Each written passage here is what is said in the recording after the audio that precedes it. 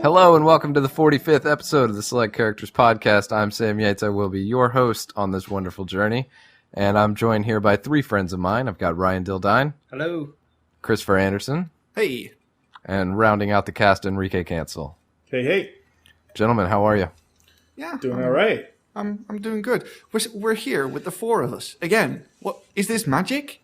I know, it's pretty great, right? 2 weeks in a row? Dang. We That's actually good. did I it. feel like I sort of didn't have an intro, so I think a little back padding might sort of that helps fill the gap here in this intro. Let's just toot our own horns for a There minute. you go. Congratulate ourselves on showing up. Yeah. Well Yeah, done, you did us. what you're supposed to. And then we can take that and just roll it right into what we've been playing.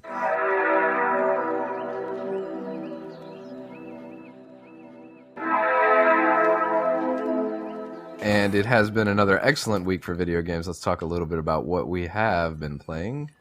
Let's start with Chris. What you been playing? I've been playing two games mostly. The first is The Division, and that one is losing its luster rather quickly, I must say.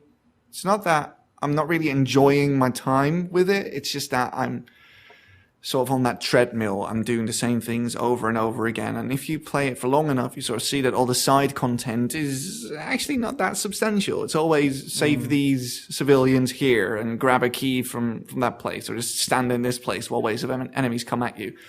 And I tried to tell you. yeah, you were totally right, but I wasn't really annoyed with that last week. But now that I've played a couple more hours, I'm starting to get a bit annoyed with Now that you that. don't I have a do lot still love the else to Dark do. Zone, though. Enrique, you were saying something? No, I said now that you don't have a lot else to do in the game, you're starting to realize. Yeah, exactly. Like there is not a lot to do here, and I'm not even max level yet. I don't know how I did this, but I'm too lower level to start the next story mission, but I have finished all the story missions before that. So I'm in that awkward position where I need to level up, and I don't really So want to mission use away. the other things to level up with. And for some reason, you don't Yep. really earn experience in the Dark Zone. If I got that right?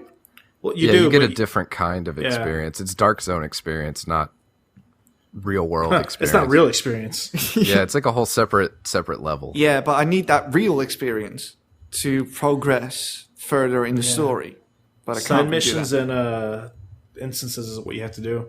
Yeah, so I'm starting to replay some missions, but it's sort of taking the back burner for me at the moment. But Sam, you said stuff about The Division before we start recording.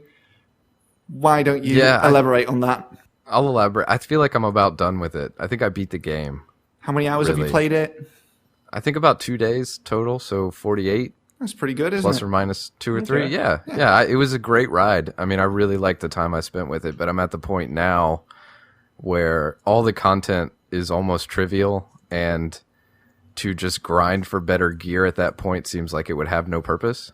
Yeah. And I'm not one of those people who is so inclined to try and get the highest crit or, et cetera, et cetera. I just want to be better at the content that's in the game. Yeah. And so, yeah, the point I'm at now is like run loops in the Dark Zone or, farm stuff up. I pay my little brother to kill this guy named Bullet King. And so I got that going for me. I got a little sweatshop operation going on for Phoenix credits. But yeah, man, I'm excited to see whatever content they bring to that game. I don't think what was there is in any way insufficient, I guess you could say. Yeah. Like, I don't feel like there's not enough content. I just feel like I hit the end of it, and now I'm just waiting for Yeah, more. it's a full game by any stretch of the imagination, but the problem with games like this and MMOs in general is that by the time you get the best gear in the game, something new comes out, like a new bit of content comes out, and all your gear is all of a sudden like invalidated. There's better stuff out there for you to get, which sort of invalidates all the grinding you did up to that point. Yeah, and that's why I don't understand the people who are doing that right now, because I have seen that loop. I've seen that happen in MMOs. And I'm like, okay, I got enough to rock the content, great. And any time you spend after that, I absolutely feel like you're right. It's just going to be wasted once the incursion comes out or something. Like, the gear you can get is going to be better. Yeah, incursions, I believe, are going to be the Division's raids, I guess. So, raids are coming, apparently. I haven't looked into it, but it sounds exciting. Yeah, so are you planning on playing it beyond what you've done now when the new expansions come out and stuff? Oh, absolutely. Yeah, I'd love to keep up with that game because the mission design I still like a whole bunch. Yeah. The design is really, really great. I like that. What else did I play? Oh, yeah, I bought Need for Speed on a whim, and that is the reboot, not the original one that came out, 20 years ago now. And let me tell you, that game is fucking hilarious. It just is. The customization is really deep. It's deeper than my creativity allows. Really, I just can't figure out any cool designs for my cars, so I just download stuff that other people made. I mean, people are making Deadpool cars just with stuff that's in the game, which is really cool. I like that. The racing itself is pretty good. There's a ton of varied events from drifting to drag racing to sprint racing. All the usual suspects are there essentially. But what sells it to me is that the FMVs are completely back. I don't know if you've played Most Wanted, not the rebooted one, but the original one. They've got a naming problem. But have you played Most Wanted? No, I've never played a Need for Speed game. I haven't either. Oh, really? Well, what they did is they sort of tell you this story via FMVs, where there's actors, like really, really bad B-side or even Z-list actors spouting exposition at you and stuff. It is terrible, but it's one of those things that I really, really liked about Most Wanted, and it's completely back in the new Need for Speed. And the thing that sells it is that everyone involved, they know it's a shit script. Even the writer knows it's a shit script, but nobody cares. Everybody commits to the bit so well. It's incredible. Is it just is it well acted despite being shite, or is it just so badly over the top that it becomes good again? Did you say shite? Did he get to you? He might have. European lingo. There you are. But I don't get the feeling that the actors are really bad, but there's only so much you can do with a shit script. You know what I mean? Right. I mean, you could be Johnny Depp, but if you're working with a director who can't write to save his life, his performance is not going to save the story or the film in general. And that is what happens with Need for Speed. I mean, people are actually talking about drifting as if it's this transcendental Zen experience that needs finesse and you need to handle it like you handle a woman and stuff like that. Yeah. It only has... Baby, I'm going to handle you like I handled drifting. Everybody is a stereotype of something or an archetype. You've got the broke-ass college kid who lives off a trust fund but is somehow still not willing to ask his dad for money, so he just writes IOUs to everyone.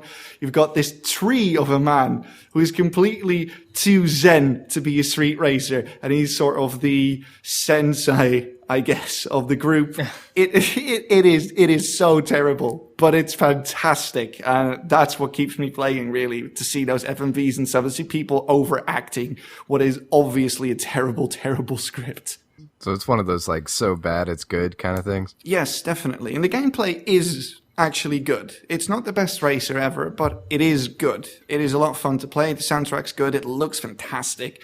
But it's that story. I mean, people are proudly wearing Monster branded caps and stuff, and they are supposed to be the people that everybody in the city looks up to. I mean, they just walk in a club with a Monster hat on and stuff. It's amazing. I love it. It's really good. Gotta have that product placement, man. Oh, all of the product placement. They really doubled down on the product placement. More product placement than iRobot. Anything else? No, that was really it. I think Need for Speed is the thing that I played the most this week, and I'll probably be playing that for quite some time to come. It's pretty fun. Awesome. Let's move on over here across the table to Enrique Cancel. What you been playing this week? A couple different things, actually. I dug out my old PS2 and I started playing Def Jam Fight for New York because I remember just how much fun that game was. I don't know if you guys have ever played that one. Yes, I have. I remember it a little bit. It was but I that don't know old if I wrestling actually game with Def Jam hip hop stars, and you make your own fighter, and it's got the story about how basically taking over clubs by fighting other club owners. It's really off the wall, but it's fucking awesome. In what other game can you play as Exhibit and beat up? Well, DMX, that I think, is also in that, right? Yeah, like, I mean, what other game can you take Busta Rhymes and smash his car into a Cadillac door? Right.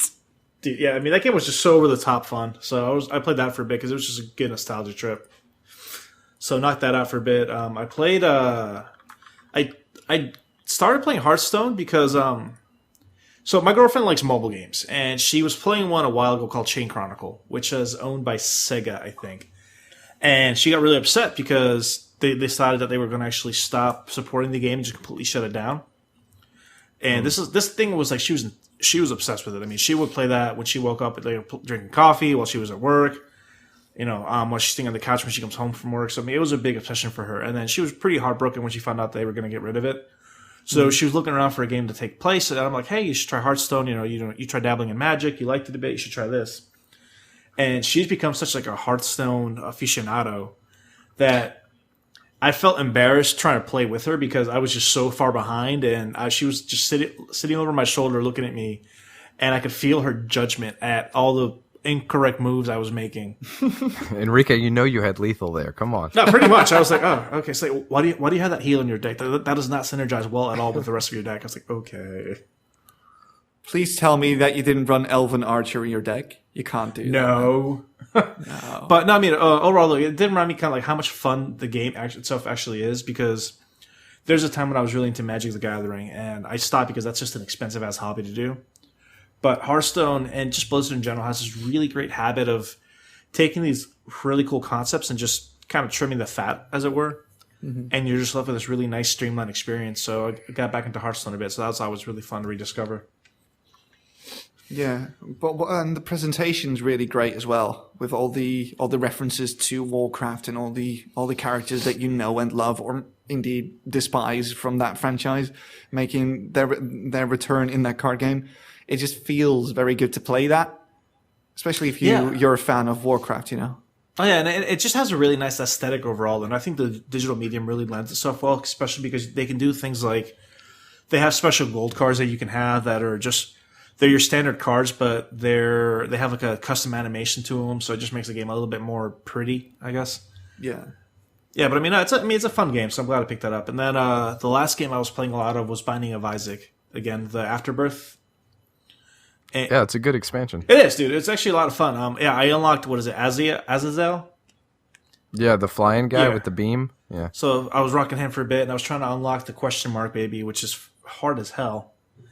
But some of that other stuff, I can't remember it off the top of my head, but I remember reading it about it, and some of that stuff sounds incredibly Yeah, dude. I think for one of them, you have to beat the game like 10 times. It's pretty hard. But again, it's just one of those games that's just fun as hell, and it has that thing that I love from Super Hard, where it's just that instant restart. Those kind of games, like they're all about the momentum and just being able to kind of run through as fast as you can. So being able to have that uninterrupted continuation really helps that out. So, but that's about it for what I was playing. Cool. All right. Let's see what Ryan's been playing. So I took your advice last week and played. Oh God, I can never remember the name. Lovers in a Dangerous Space Time. Oh, yeah. Neat. Yeah, cool little game. I like it a lot. It's kind of groovy, right? Yeah, it keeps you on your toes. I guess is the best. That's true. Is the best way to say it. Like, first of all, I love that they let you, like, when you're playing single player, they let you pick like a dog or a cat as a companion. I think that's awesome. But yeah, I think it took me a little while to figure out the most effective way, and I don't know if this is true or not, but I think it's to have you pilot and then have your little helper shoot everything. But yeah, I felt like it was kind of frantic because I was always trying to move my little helper around to whatever guns are the best, or whatever, and maybe I'll have to stop driving the ship for a little bit to do something, but then we get, you're just kind of a sitting duck. So I found it really engaging, and yeah, I want to keep playing it more, but I really enjoyed what I played of it so far. So did you, I've only played it co-op. Your significant other at all? What's that? Did you play that with your significant other? Oh no, we didn't have time. but It's pretty fun. Yeah, I think it would be much more enjoyable with 2 people, because controlling your helper is, I guess it's distracting because you kind of have to focus a lot on driving. And it's unfortunate, I think, that you are locked into driving if you're playing single player. At least that's what it seems like from my experience so far, because you can't make your helper drive the ship. They can do everything else, but they can't drive the ship. So if you're not driving, and an enemy pops up and starts shooting at you, you can't really do anything about it unless you want to scramble down to your shield or scramble to the right gun or whatever. Yeah, they mitigate that a little bit. You can get some engines that will like drop spikes, or there's an engine that when you're driving, it's charging, and then when you let go, it shoots a laser beam. Oh, that's cool. So I thought that was a good, because I was worried about exactly what you said, and I think that they found some ways to kind of work around that. Yeah, the upgrades, like the crystal things you get to upgrade your ship, they really do help. So maybe it's because I'm just not far enough into the game yet. Yeah, if you like that and you're ever looking for something competitive, you should really try regular human basketball. It's like almost the same concept, but there's 2 giant robots and, basketball hoops on both sides of a basketball. And then all the stations are stuff like rotate the magnet and move the legs and fly. And it's like you just end up clashing these 2 giant robots and slowly rolling over each other. But the mechanics are the same with all the stations, and they all do different stuff. Yeah. That's cool. But so that's all I was able to get to this week other than Super Hot. Not a whole lot of free time, but did what I could with it. I have to wait just a second here. Yeah. Parker unhappy. Yeah, she's bummed out. She wants to hang out with her dad. Oh. It's heartbreaking. I know. All right, cool. Let's see. As for me, I played, The Division, Super Hot, those kind of things. In addition to that, I played a little bit of Gremlins Inc., which is actually, I want to talk to you guys about that off the record later. Okay, why? Just because I'm not sure how I feel about it. It's a digital board game. It's pretty cool. It's basically it is a board game. There's nothing else. There's nothing more to it than that. But they've kind of taken the digital approach to streamline a lot of the sort of fiddly parts about playing a board game, like dealing cards and moving pieces and all that stuff. Mm-hmm. It's 4 players, and you kind of get in there. You have a hand of 6 cards. The cards that do stuff are also the cards that you use to move. Mm-hmm. And the board is set up in a way that's kind of interesting because the places you need to go can often be on different sides of the board. So you come up with these strategies of, okay, I need to move here, but I can't use that card for movement because I need to spend it when I get there. And you kind of think a couple locations ahead, and the board is designed in a way to make that all worthwhile. But the thing that's kind of an issue for me with that game is that a lot of the cards are stuff like screw the other players kind of cards. Mm-hmm. And so it's one of those board games where I feel like those cards artificially extend the length of it. But if you're into that kind of gotcha system, like if you were playing it with friends, I think it would be a real big hoot. But as far as screwing over other players online, it's just not incredibly satisfying to me.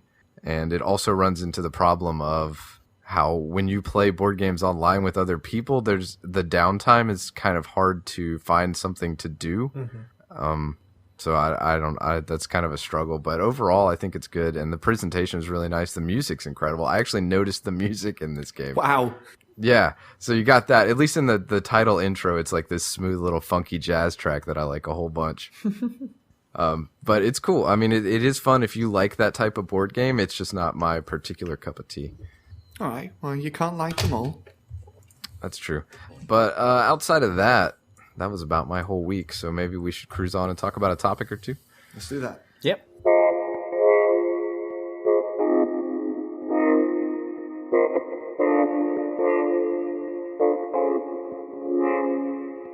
I wanted to talk a little bit about loot systems. In particular, I've noticed as I've been playing The Division, it has the loot system where if you drop a rare item, it still has random stats on it. It has different abilities and things that it can have. And I don't exactly care for that. I much prefer the loot system from when I used to play World of Warcraft back in the day, where you wanted a certain item, say the Barman Shanker, and when you got it, it was exactly what it was always going to be. There were no random stats on it, nothing to reroll. You just had a lower drop rate, but when you got it, you got what you wanted. And in the Division, they drop a little more often, so you do get the excitement of seeing, oh, hey, cool, a rare item, but it's possible it won't have the stats you want on it. And I think it's similar to the way that Diablo 3 does loot. Yeah. And just to compare and contrast those for a little bit, is the joy of finding something more often, even though it's not what you want to be, compared to, is that more or less than getting the exact thing that you want at a lower probability? I would say it's less, and I'm just using Diablo 3 as an example because that became one of those games that's just inundated with trash drops. It's gotten to the point now where unless you're getting a green or an orange drop, everything you're getting is pretty much just vendor trash. And it sucks because you get so many just random items that I guess there's such a margin for error that more often than not, it seems like you're getting like the shit under the stick. And the same thing happens in the Division. Like, when you unlock the crafting table, and I hate crafting an item and, you put all the resources in and then you get something that's subpar to what you already have. And it almost makes you feel like it's a waste. And I think it kind of devalues just the loot in general when you're receiving a lot more drops, but it doesn't matter if they're all shitty. Versus, Droops. Yeah, droops. But, then it's versus finding the really rare weapon that when you get it, you're like, holy crap, I know what this is. I've been waiting for this. Here we go. But in the Division, that loot system is just meant to extend the game's lifespan because they put it out there as a persistent thing, a thing that they are going to support for a very, very long time. Now, the game in and of itself is not very long, so how do you elongate that treadmill? You make some stats on weapons random. So when you don't get the one you want, you lost a couple of crafting materials that you need to replace. And you need those to try again. Or if you want, you can recalibrate them or reforge them or whatever you want to call it. Mm-hmm. And that loses you money as well. And you get a new random stat. And if that is not the one you want, you need to get more money. And then the whole cycle starts over again. And thus the game becomes a lot longer than it actually is. Yeah, I mean, I know why it's done, but I'm not a fan of it. I don't know. Yeah, I think it's all right. It's something about excitement and disappointment and how those two things shake out. If something has a very low drop rate and it is the exact named item, then there's a lot of disappointment because every time you run it, you get a little disappointment. And you're like, oh, not that time, not that time. But then when it does work, it's like an incredible amount of excitement. Versus, I remember playing Diablo 3 and you got a lot of like, ooh, an orange, like a little mini excitement, and then oh no, there's nothing on it. It's not for my class. Disappointment. Like a lot of mini excitements and disappointments before finally getting the big excitement. Oh, man. It's almost like, now that you mentioned that, because it almost makes it so that excitement is conditional. So, you do get like a Diablo 3, you got that orange drop, but you're not letting yourself get that full excitement because in the back of your mind that you still need to verify before you can celebrate. Because, I lost count of how many times, you pick up a weapon and you realize it's really shittily optimized. You're like, man, I can't use this. It has skills I don't need, or like, oh man, like the damage on this is really bad. Like, oh man, this is the weapon I wanted, but it's not itemized the way I wanted, so I might as well just vendor it.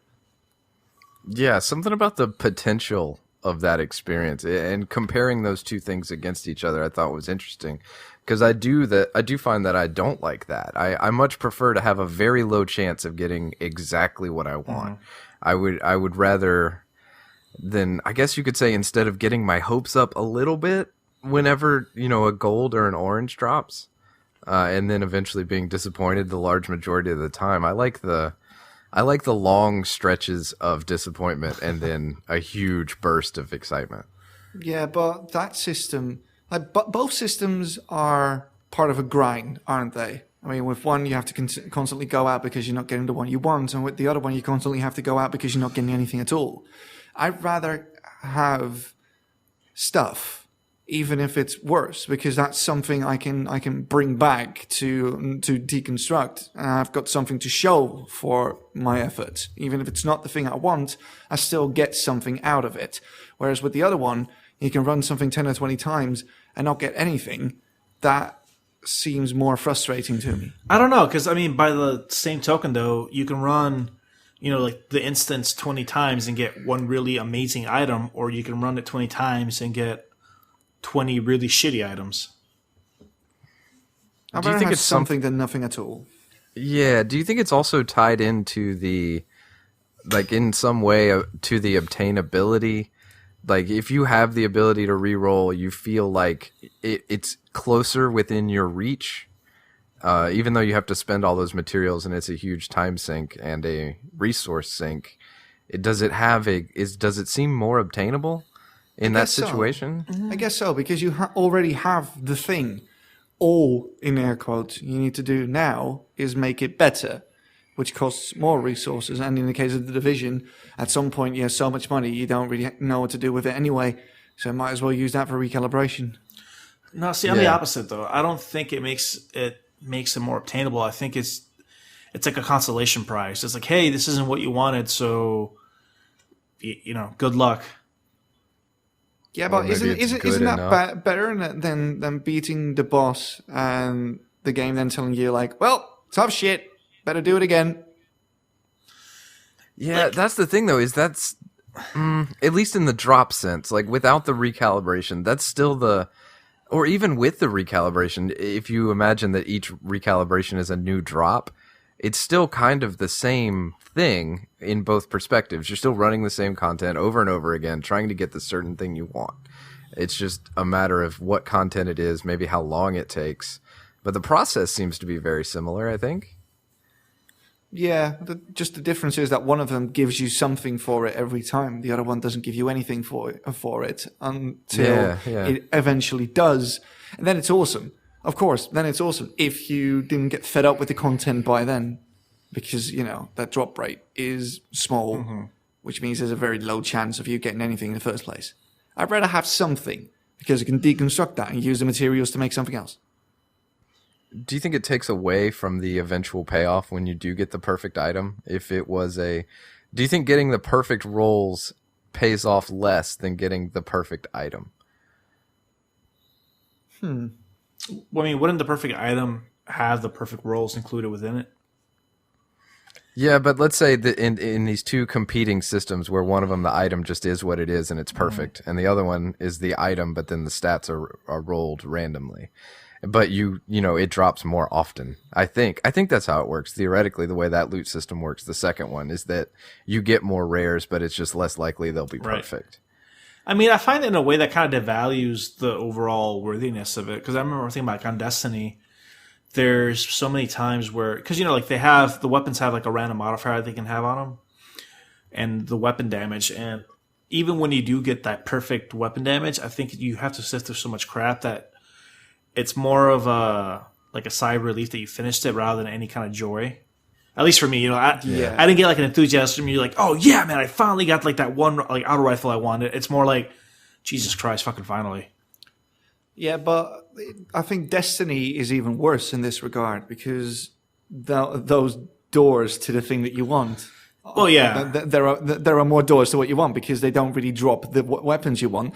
They drop, what are they called? Like the big cubes, engrams. Oh, yeah, engrams. They drop engrams, and then those are randomized. Well, I mean, but even you go to the cryptarch and he decrypts it, and those things are randomized as well. Yeah, but even on the raids though, like the bosses do drop weapons, but even then, those weapons are randomized as well. So you can get two of the same weapon with completely different stats, and I think at some point you kind of, I don't know, it almost creates like this meta where you have a very small percentage of the player base that can actually identify what those perfect rolls are. And they're the ones that are like, oh yeah, okay, cool, this is great, that's what I need. And for the majority of us, we just have, these two weapons that are like, they're kind of similar, but this one has a little bit higher end damage versus this one that has a faster reload speed, and this is not making my experience any more enjoyable because it's throwing all this needless math into it now. Yeah, but that's RPGs for you. Yeah, I guess if you broke it down and just looked at it like a slot machine, you'd have one where you get a huge payout every so often, and the other one where you get a bunch of tiny little payouts and then the huge payout. I don't know. I feel like instead of that, it's more like you have one that has a really huge payout, and then you have one that has like a little bit payout, but it's like in a foreign currency that you can't use here. Right? It's like I guess that's even better, isn't it? Because it's something, but like you can't, what are you going to do with it? Like it has value in some sense, right? But not really. No, this is useful somewhere, just not what I would need right now. That is kind of exactly what it feels like. And if you gave me those choices, I'd be like, well, yeah, obviously I'm a rational actor. I want the foreign currency and then the big payout. But in video games, playing it, I find myself not looking for profit maximizing, but more like fun maximizing, right. I guess.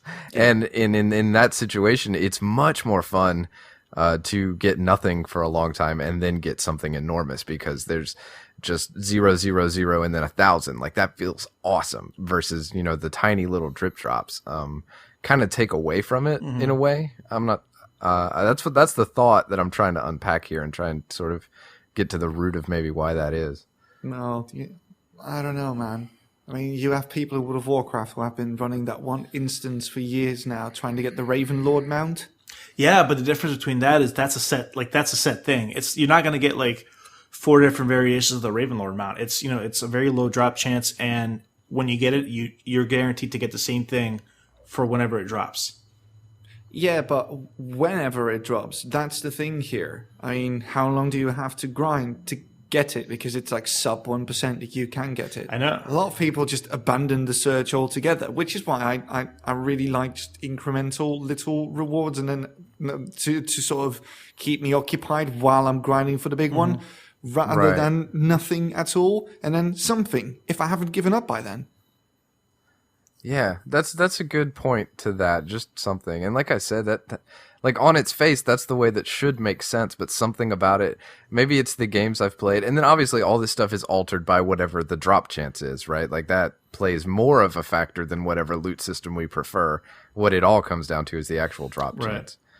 I mean, it varies, because I don't know if it just has to do with my age now, but I've definitely had those moments in games where like crafting is something that I just don't want to involve in because of the RNG aspect to it. Yeah. So I don't know, after a while it just feels like, you have to kind of weigh the effort you put into it versus the reward that you're getting out of it. And when RNG is a factor in it, there does come a time where you start realizing, okay, you know what, the RNG is playing against me more often than not, so I'd rather just not engage in this activity anymore. I think that I almost settle into like this trance mode where I'm just like, all right, we're grinding content, brain off, or watch a show or do a podcast or something. And I only want to be broken out of that trance mode if it's important. And so when I'm playing the Division and I'm in my zone and a yellow drops and I'm like, yeah, yellow, time to wake up, time to shake off the trance. Like no more grinding. Let's go find out what this is. And then it's like, oh crap.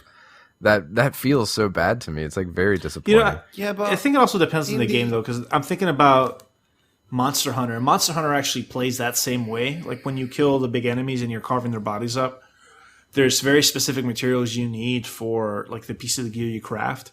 And some of those materials are really rare. So you're constantly, you'll kill a huge dragon and then you'll get 5 or 6, carapaces. And it's like, oh, it's cool. These are cool for something else, but it's not what I need. And for some reason, I love that mechanic and I just keep playing because of it. And it's weird because I don't mind it in that game, but then in a setting like the Division, it's, it kind of sucks the fun out of it. Yeah, I felt that way a little bit about Diablo 3 too. Like, do not disturb me unless it's important. And that might come down to just a personal preference thing. I felt that moment and I was like, this sucks. I don't like this. If something happens and it's important, I want it to truly be important. I don't want to get a little excited and then disappointment. I want to feel it all the way. Right. Like you want to know that excitement is warranted. Yeah, but it is good. I mean, Chris is right. It is good to actually get something. I understand that something is always better than nothing. Yeah, always. You want your time to be validated, and that doesn't really happen unless you get something. So I guess it's a complicated issue, and there are two sides to it. And like I said, I can't really think of any other. This is more of a newer style loot system, I think, with the random rolls on things. Yeah, Borderlands 1 and 2 and the pre-sequel as well. They did that as well with the randomized stats on stuff, except for the legendaries, I believe. Right. That fixed stats, but the rest is all just randomized. How do you feel about giving players the ability to change those randomized stats? Yeah, fine. Might as well. Yeah, you definitely might as well. Yeah, because you're offering them the option of rolling another random roll, so. Right, and if it takes me, 20 minutes to run the dungeon and I can re-roll it in a minute, then re-rolling is then the faster and more efficient method, so whatever, might as well. At least I have some hope there, right? Like it's not total trash. I can still do something with it. I can try to re-roll it, and Division has that, and I think Diablo 3 did too, if I remember right. Yeah, that had reforging as well. Yeah. So yeah, I think that's a nice little thing if you're going to go that route. I feel like without that, it would be a tremendous bummer. I think that helps take some of the sting out of it, at least for me personally. But I still don't like it. Just give me more stuff. If some of that stuff just happens to be better than the stuff I had, good. If not, I got stuff.